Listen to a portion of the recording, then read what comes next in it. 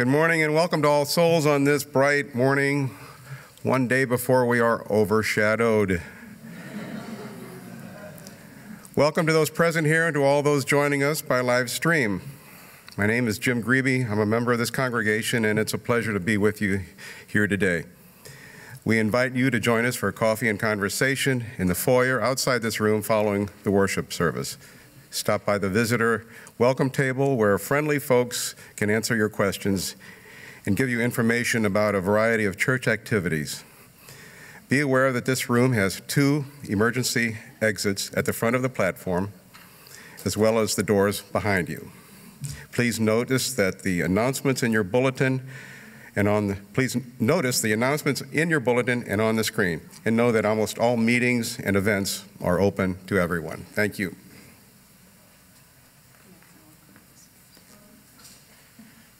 Well, I guess if we might have visitors today, we should ask them to be recognized.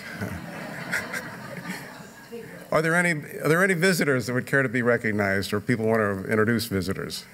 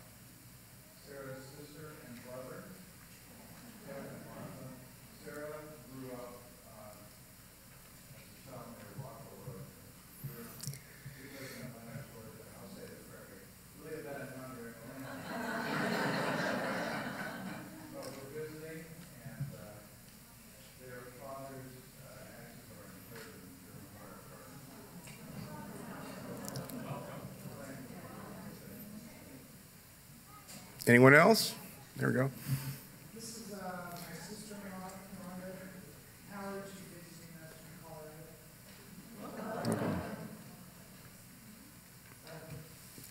I was introduced earlier. I'm Stu Curie from Springfield now, this congregation. I spoke at Odyssey and I really enjoyed it. I'm Echo, and I really belong to Quaker meeting here. But every time the lift stops working, I send to All Souls. We appreciate being number 2. Anyone else? Okay. Thank you for that. In 150 years, All Souls has had 23 ministers, men and women, but mostly men, who have dealt with dwindling membership rolls, but also bursting at the seams services. They have faced the aftermath of tornado, fire, and flood. They have led fundraising efforts for new buildings and struggled with mounting debt. More than once, money problems nearly closed All Souls' doors. My source for all of this is the excellent history of All Souls, which Jim Grebe and Kay Jones recently completed, and which will be published soon. You can order a copy for yourself on the church website or in the lobby after church, and I highly recommend it. We began as a Christian Bible-based church, although the earliest members chose the term society because they thought church sounded too Romish. As the larger Unitarian denomination, All Souls dealt with simmering tensions between those who agreed with Christian theology and those who leaned toward ethical thinking, intellectual freedom in the quest for truth. Over the years, All Souls moved toward that ethical philosophy, which put an emphasis on moral integrity and human service. 3 of our ministers were signers of a humanist manifesto, a statement of philosophy and values published in 1933, which affirmed the worth of life in general and of humanity in particular. But All Souls' transition from Christian to ethical or humanist did not come without controversy, and it did not come right away. This morning, our goal is not to retell that history in detail. We hope that you'll read Jim and Kay's book for that. Our goal is to share a sample of the writings and sermons of a few of the ministers who have helped shape the church we have become. Throughout this service, you will hear excerpts of letters by the Reverend Raymond Bragg, one of our longest serving and best known ministers. He served from 1952 to 1973. You'll also hear parts of a sermon delivered in the late 19th century by Reverend John Emerson Roberts, the earliest minister for whom we have written archive. And finally, you'll hear part of a sermon given by Judith Walker Riggs, who was called to All Souls in 1986. Reverend Walker Riggs also will be remembered in the Children's Focus when Freddie the Frog reappears to retell his first ever lesson. As you listen to these pieces of history, we also invite you to look ahead. In particular, please plan to join us on September 10th for a 150th birthday party at the time of our normal service. The cooks ask that you please RSVP for that event, and you can also do that in the lobby or online. And even more importantly, make plans to join us in the coming year as we mark this milestone anniversary with monthly service, community service events. Thanks for being here this morning. Now please stand if you're able and join us in singing "We Are a Gentle, Angry People."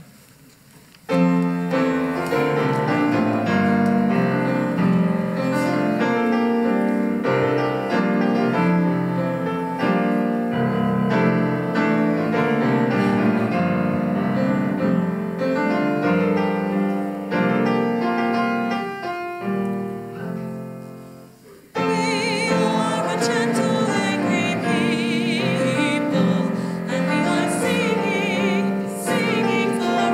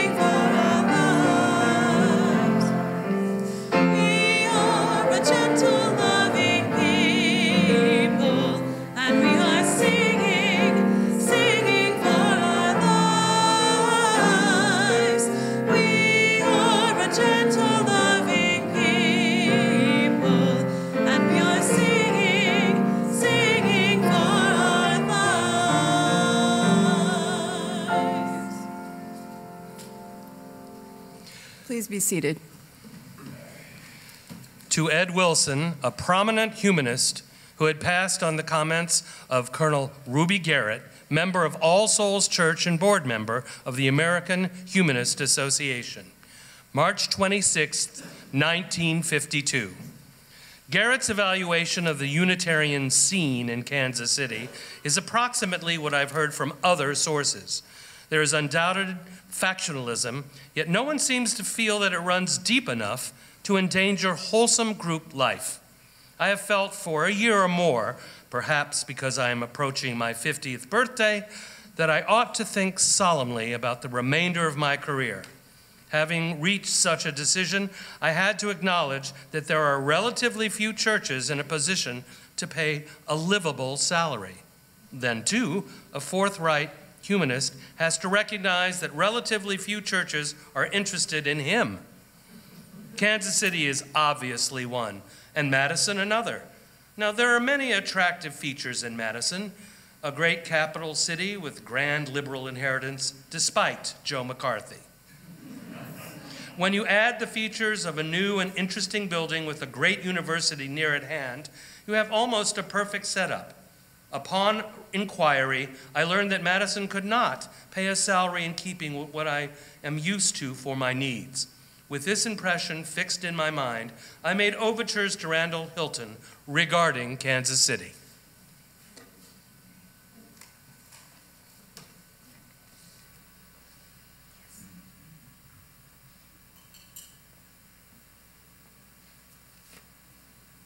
Hello? Hello. I like this chalice. My name is Sierra, and I like this chalice for a free and responsible search for truth and meaning.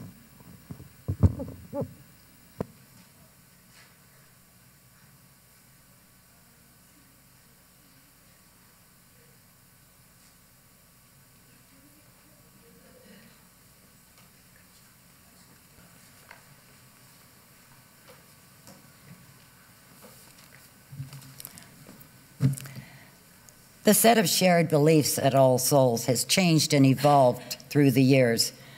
At its founding, our church was like other Unitarian churches at the time. It was Bible-based, it was Christian. The first covenant that we know of was written some 20 years later, at a contentious time when a more inclusive theology was beginning to be considered among Unitarians. All Souls, however, was having none of that. Our covenant, written in 1887, made it perfectly clear that this was a Christian, theist congregation. It read, "We, the undersigned, unite as members of the Unitarian Church known as All Souls, Church of Kansas City, Missouri. By thus uniting, we desire to promote the public worship of God and the practice and precepts of Christianity. We hereby pledge ourselves to employ our individual and united efforts to attain to and encourage right and noble living, and to this end, to establish and maintain Sunday schools, charitable and literary institutions, and all other agencies calculated to promote true Christian life, and thereby the advancement of the highest good of society. We unite for the promotion of these objects without requiring of each other any creed or confession of faith. And we claim no right to exclude anyone from this church on account of difference in doctrinal opinions. All persons signing this covenant shall be regarded as members of All Souls Church." Despite this, however, the congregation was becoming more liberal. And just 10 years later, the church took as its covenant compromise language borrowed from the American Unitarian Association.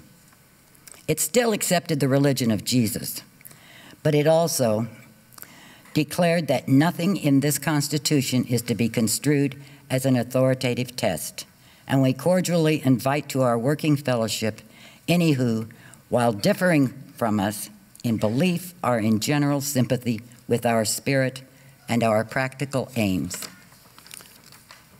In 1925, the church took steps to further broaden its theological base by deleting from its constitution the phrase, "We take the Bible as sufficient rule of faith and practice." The covenant printed on the face of the weekly bulletin during this period had no mention of God or the Bible or Jesus. It read, "Avowing as the sole bond of our union a serious purpose to lead pure, reverent, and useful lives, we seek together love, which quickeneth service, and truth, which maketh free." Then in 1939, a new minister, Lester Mondale, was installed at All Souls. Immediately upon his arrival, he asked the board to approve a new covenant, one that will be very familiar to you. It is a variation of one written by the Reverend James Vila Blake in 1894. It embodies wholeheartedly the liberal philosophy of an ethical, tolerant, inclusive religion, and has remained our covenant for almost 80 years. Please stand in body or spirit as we say together. Goodwill is the spirit of this church, and service is its law. This is our great covenant, to seek together in peace, to seek the truth in love, and to help one another. Please be seated. To Reverend John Ruskin Clark, Jr. in Concord, New Hampshire, January 29th, 1953. We are thoroughly happy in Kansas City. There is much to do and much to plan. By New England standards, an 85th anniversary sounds unimpressive. But by Western Missouri standards, in Unitarian terms, 85 years is quite a span.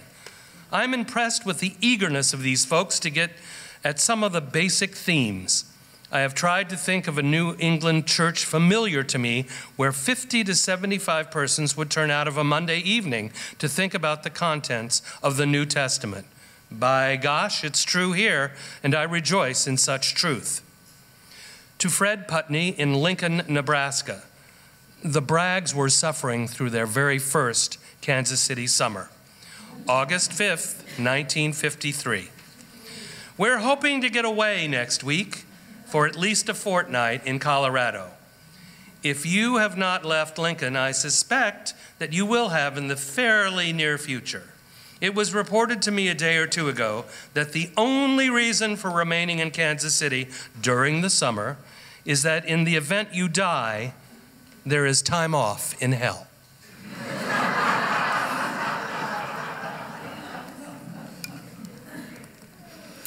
Reverend Judith Walker Riggs was the first female minister here at All Souls. This is a picture of her up here on the screen. And during her children's focus, she liked to tell stories about Freddie the Frog. Today, Tori is going to tell you the first ever Freddie the Frog story. This version is the one retold by Reverend Judith at her service on September 24th, 1989, celebrating her first 25 years of ministry. Reverend Judith isn't sure exactly when Freddie was born, but it was sometime in the 70s. When Reverend Judith told her stories, the children stayed with their parents, and Freddie came out and sat on the pulpit. So in her tradition, we will do that this morning.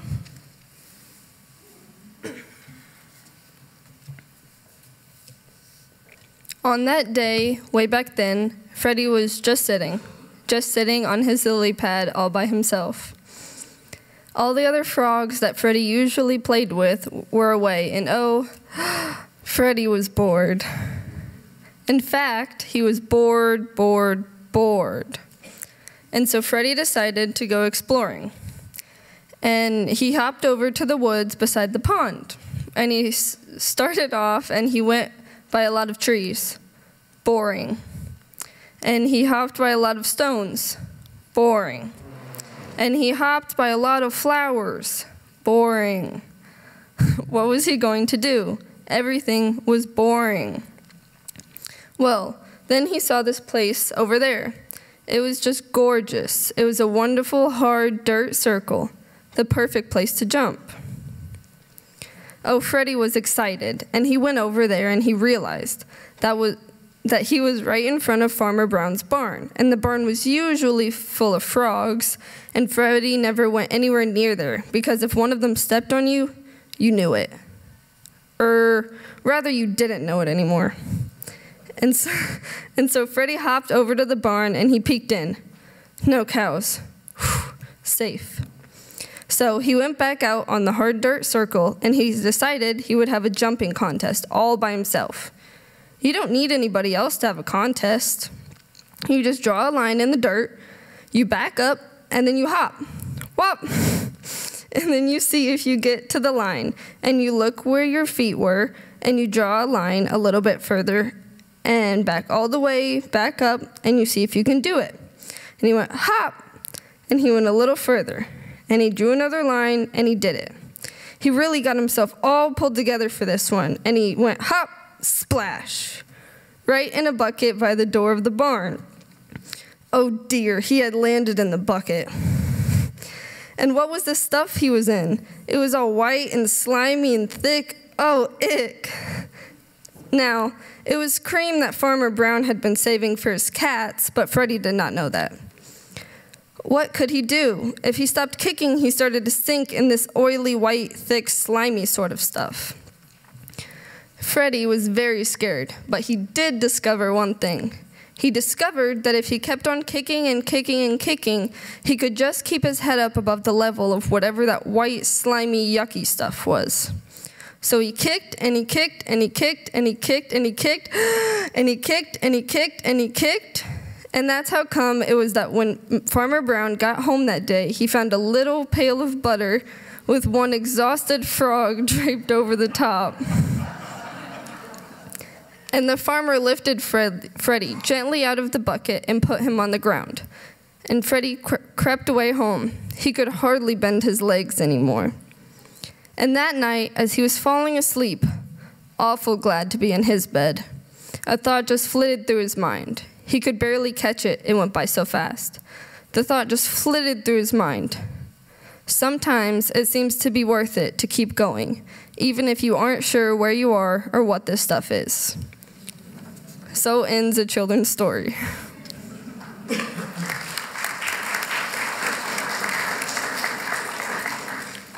And we will now sing our children and youth out.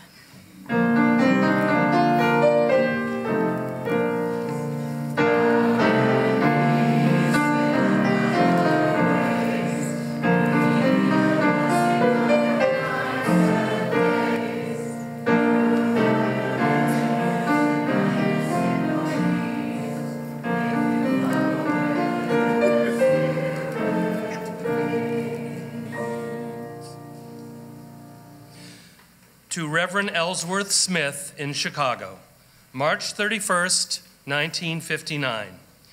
You will find things looking up, Unitarian-wise, in Kansas City. At our congregational meeting last evening, the board was instructed by an overwhelming vote, 154 to 16 precisely, to proceed immediately with the construction of a new building. As you might well expect, the minority was comprised of those who would find it difficult to buy a new building and build a new building if all the funds necessary were presented to the church. It was a good meeting in every detail. To Agnes Burkhead, widow of former minister Leon Burkhead, who had wired congratulations to All Souls Church on the occasion of the dedication of this new building. February 25th, 1960. I wish you might have been here last evening. Despite the remains of a wicked snowstorm, we had a large company. It was a typical sort of Unitarian gathering, warm-hearted and full of self-approval. Nonetheless, it was a good, wholesome occasion. To Reverend Alan Deal in Rockford, Illinois, March 1st, 1960. As you will note, the dedication book is far from adequate, though it will give you an impression of what stands here. We had an unusual architectural problem in that the building stands alone in a wedge reaching out into a boulevard. Windows in the auditorium would have made anyone attending an evening meeting dizzy, since automobile lights would play on those interior walls. The lounge, a large area to the rear of the auditorium, has large glass surfaces. Our second unit we hope to build in the not-too-dim future, and that ought to take care of our church social needs, school needs, until it is feasible to think of another Unitarian church in this metropolitan area.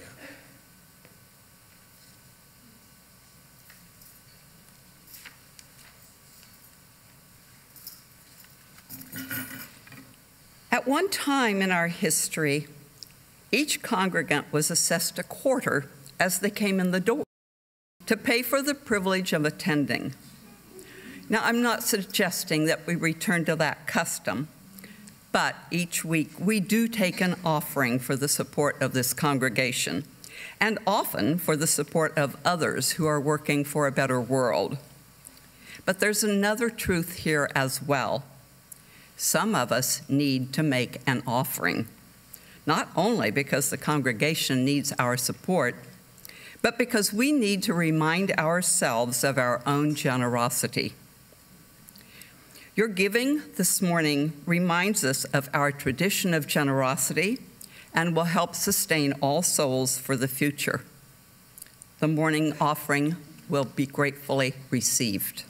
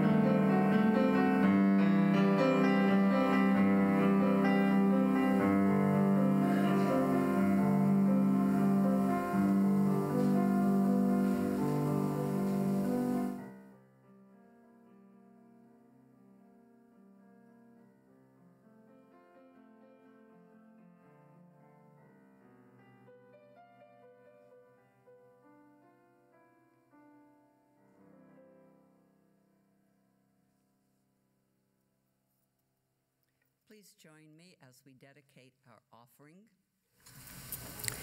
We dedicate our offerings and our actions to the mission at the heart of this congregation, to build a respectful, caring community, to inspire personal and spiritual growth, and to create a just and compassionate society.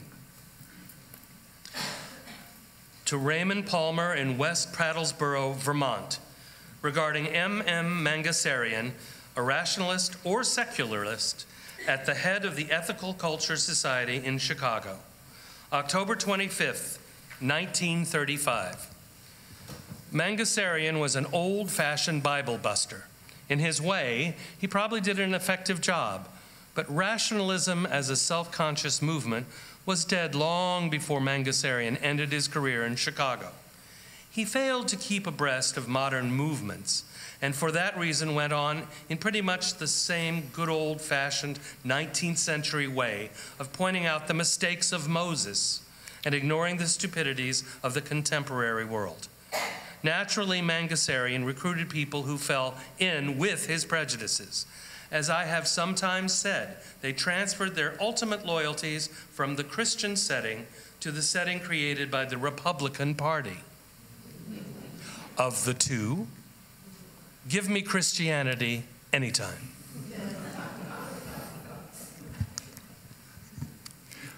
Please sit back and relax. This is not a short reading.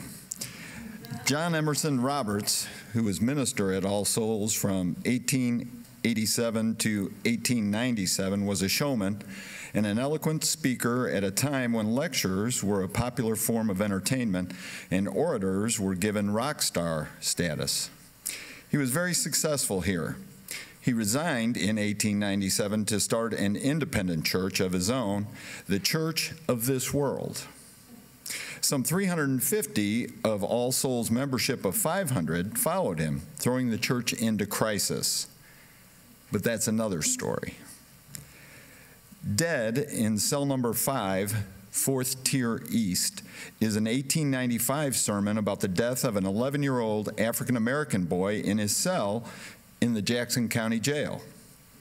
The orphan had served 3 months and 5 days of his 1-year sentence for stealing a plush-covered album with a value of about $1. He died of pneumonia, undiagnosed, until the last minute. He was never treated or even offered any comfort or care by the authorities. Society does not feel even a momentary indignation. There was no cry of horror. There was no indication of a sense of self-reproach. There was no feeling of shame. There was no sign that anyone felt that an obligation had been violated and a trust betrayed. One of the daily papers told the pathetic story and expressed a reverent sorrow for the child's unhappy fate. That newspaper was perhaps the only agency in the city sufficiently humane to hear the inarticulate pleadings of that child in the night.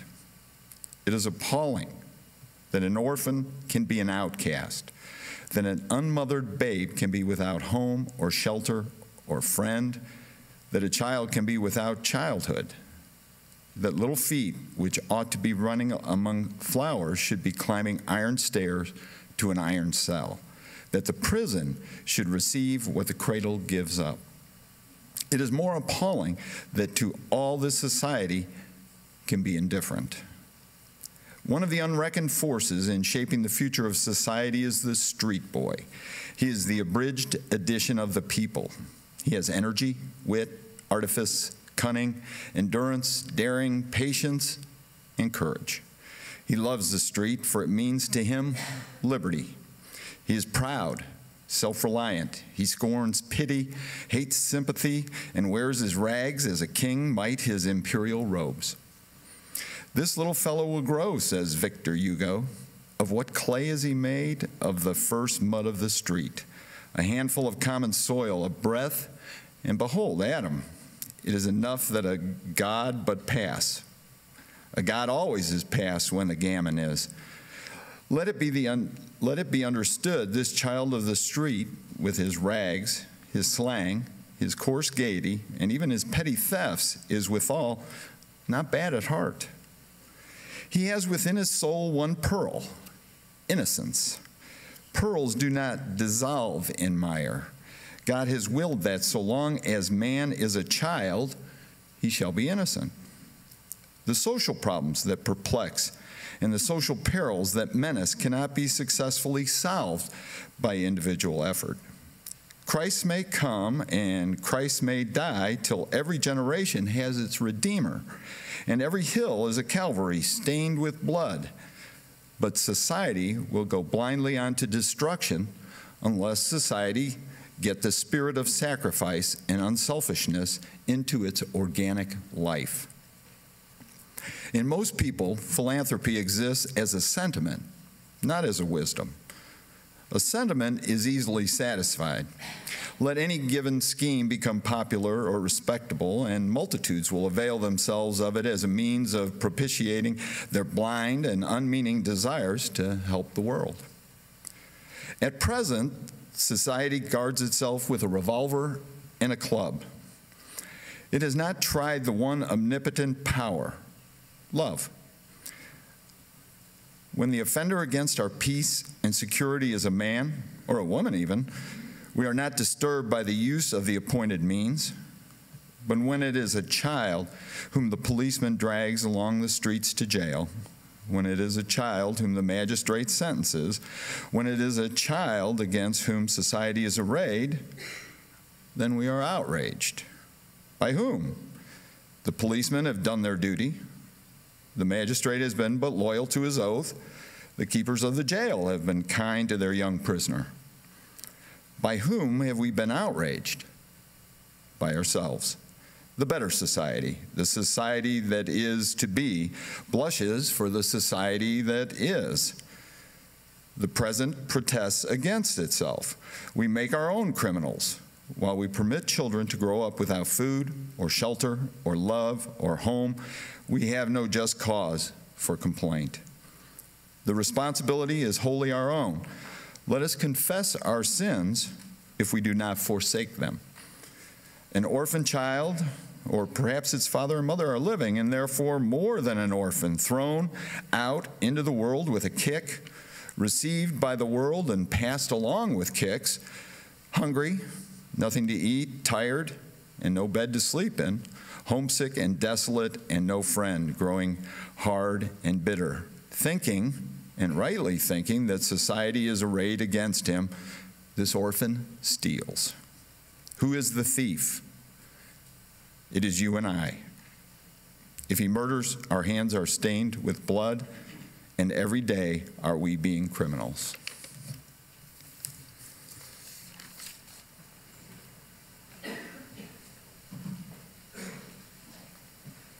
Please rise in body or spirit and join us in singing Love Will Guide Us.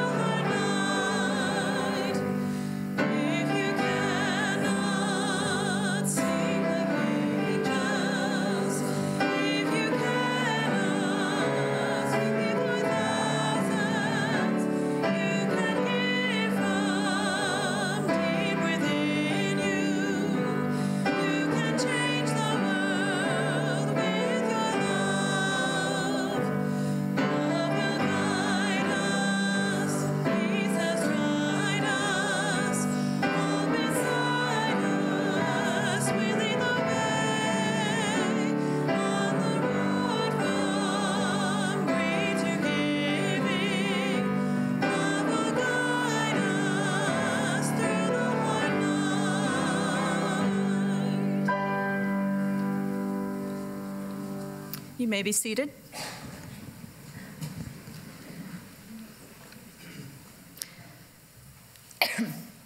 Excerpts from a sermon that Reverend Judith Walker Riggs preached at All Souls in September 1987. She had just participated in a protest and civil disobedience against nuclear testing. There we were, 6:30 in the morning. We were about to try to enter the town of Mercury. It had been a shock to realize that in this chartered town in the state of Nevada, USA, you could not come or go without a pass. Yet here we were, and some of us were planning to go in anyway. We started down the road, about 200 of us. There were the guards. There waiting for us also were the counter-protesters. They had their campers with canvas porches parked right there, and their lawn chairs for comfort. They also had their voices and their posters and their flags. We had planned a silent vigil. As the workers arrived, unfortunately, UUs so concentrate on individual freedom that we forget there might be any benefits to discipline and cooperation. And we even lose the knack of it. UUs wandered around. They talked with each other. They cheered a clown. They sang songs and generally acted as if they were at a party. I wish we had remained silent and motionless.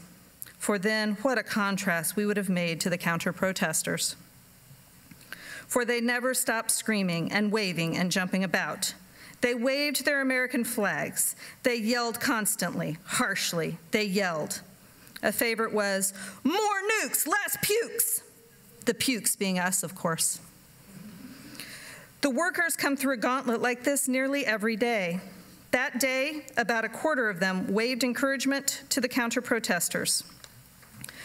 One bus rider waved a big red sign with black letters at us. "Treason," it said. And about a quarter of them waved at us and flashed the peace sign out their windows. After a worship service, we set off for an act of civil disobedience. We headed for the crossing point, a cattle grid in the middle of the road. It was really a people grid to keep us out, but the security guards had laid a board across it so we wouldn't sprain our ankles, and also so that we'd only come over one by one. But some weren't going to cross the grid. They were going through the barbed wire fence across the desert to be arrested by motorcycle police. Or they were going to lie down in the road and block traffic to the test site. Or they were going to be support people for the rest of us. We set out towards the grid, singing the hymn we sang this morning, "We are a gentle, angry people." The counter-protesters yelled and screamed in our ears. It was bedlam. We looked and walked straight ahead singing. As Bill Schultz, UUA president, began to cross the line, the sheriff met him. He gave Bill official warning. The sheriff's face was gentle and concerned, not cynical, not enraged.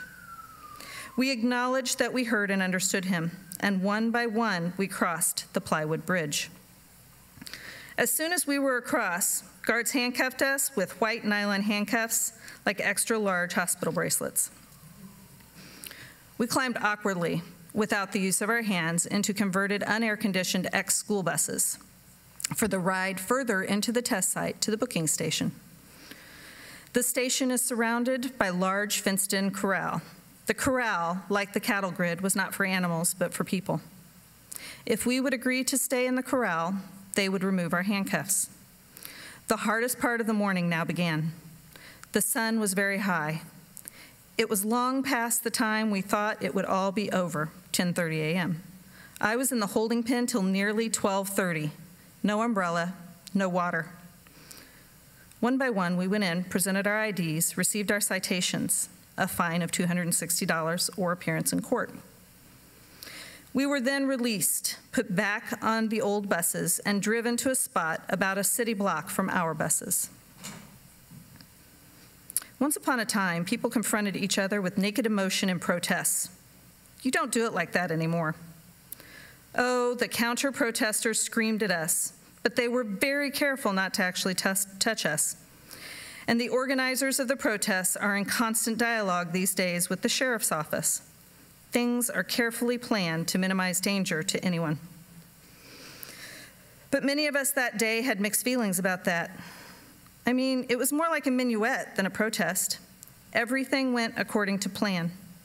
A little suffering in the sun to make us feel like we'd paid the cost, but no real danger. A little emotional confrontation from the counter-protesters, but not too much. So that was my week in modern protest. In a carefully choreographed dance, a carefully scripted play. Was it all a waste of time? Not really. Some court officials, deputies, guards have even confided to the organizers that meeting and hearing the protesters has changed what they believe. The steadiness of the protests, day by day, convinces many that there is a lot of desire in this country to stop these tests. As for me, I learned a lot about myself, about protesting, and about the world. Oh, I still face a world in which testing goes on. And perhaps the most profound lesson for us all, as Bill Schultz pointed out in his report to the General Assembly, was the humanity of everyone involved. The workers, the guards, the deputies, the counter-protesters. We must never lose sight of that, because cherish our individuality as we do, we have to build a world with those people across the road.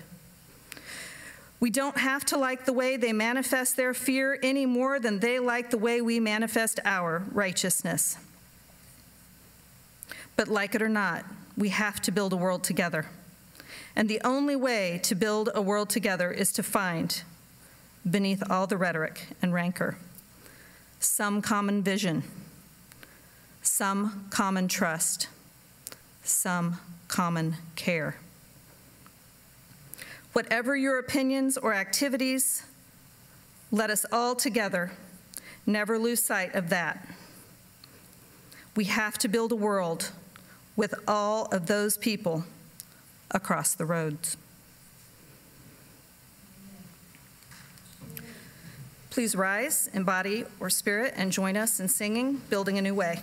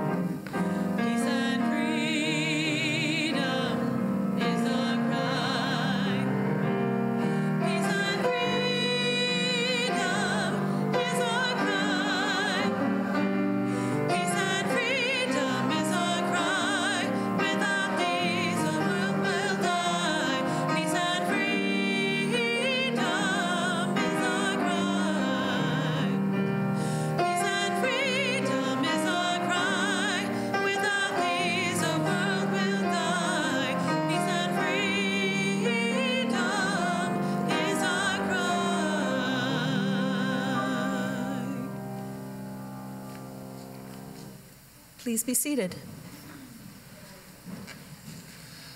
To Dr. Moses Levine at the University of Minnesota, who had given Reverend Bragg a subscription to the Scientific Monthly. April 30th, 1951. Recently traveling to California on a train, a young man noted me reading the monthly. Immediately, he assumed that I was a fellow scientist and tried to talk to me in rather abstruse terms. He happened to be a nuclear physicist who had just been in Boston to be interviewed by MIT physicists, and was on his way back to Caltech. When I explained my inability to talk his language, he was curious that a preacher was enough interested in science to read such a journal. That comment opened the way to some healthy talk on naturalistic humanism. You see, in some quarters, the fellow who reads the Scientific Monthly is a man of distinction.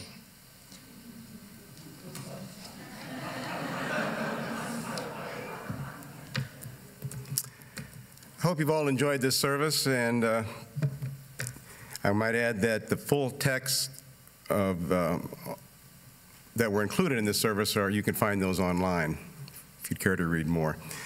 I noticed that the marks I had prepared, or my closing remarks, have already been printed in the service, so I'm not going to repeat those, but I just want to emphasize the debt that we owe to those stewards of our past history who kept that alive over the years. People like Mary McCarty, who knew our church as a little girl way back when, and Dr. Alan Austin, he was a dentist here in town and was a longtime member.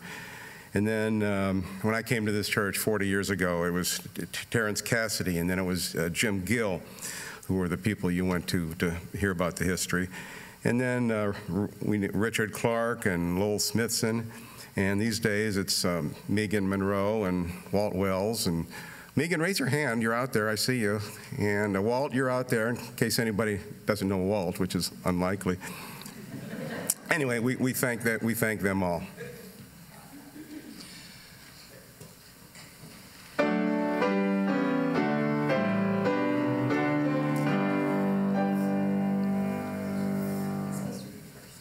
When there is a better chance for manhood and womanhood, a freer air, a grander openness, a fuller personal initiative, when there is more laughter and freedom and fine, spontaneous humanity, then indeed there will be priceless gain.